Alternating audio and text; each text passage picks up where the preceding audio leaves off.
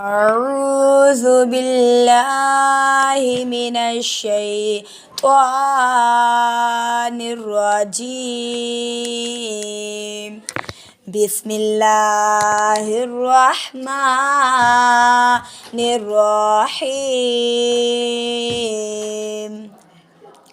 تبت يدا أبي لهب وتب ما أغنى عنه ماله وما كسب سيصلى نارا ذات لهب وامرأته حمالة الحطب في جيدها حبل من مسد. صدق الله العظيم.